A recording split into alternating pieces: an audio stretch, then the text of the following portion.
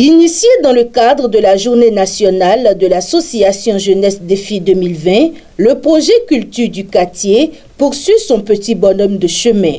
Dans la matinée de ce samedi 20 juillet 2024, Valais Sessinou Hundianoukon, accompagné des jeunes bénéficiaires du dit projet et des professionnels du sport d'entretien, était dans les rues des 2e et 3e arrondissements de Cotonou.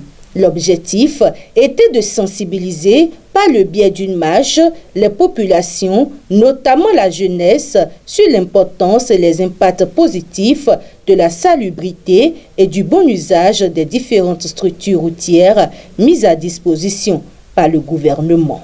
Il y a cette structure qu'on appelle SGDS, la Société de gestion des déchets solides, qui s'investit à maintenir les nouvelles voies asphaltées dans un état de salubrité.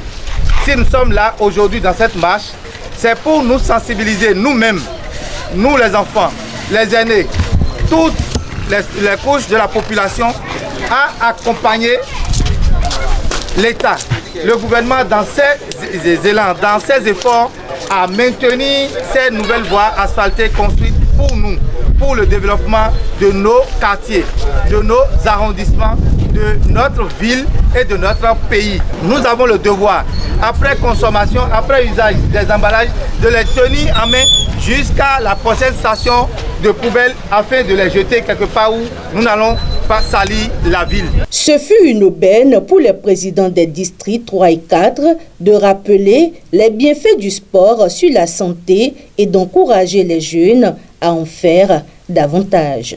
J'ai constaté qu'il y a beaucoup de jeunes qui ont participé à cet événement. Et je ne peux que leur dire merci et leur demander de le faire davantage. Parce que le sport, c'est la santé, c'est une manière quand même de les former depuis le bas âge en leur démontrant ce que le sport peut apporter à la santé. Parce que demain, nous ne sommes pas appelés à être toujours là.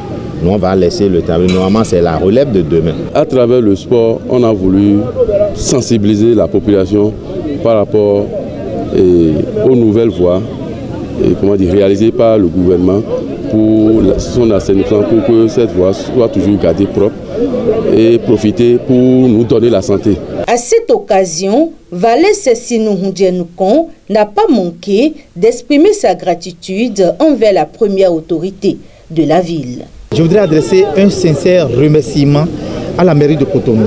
La mairie de Cotonou qui n'a de cesse de nous accompagner, de nous soutenir par tous les moyens possibles.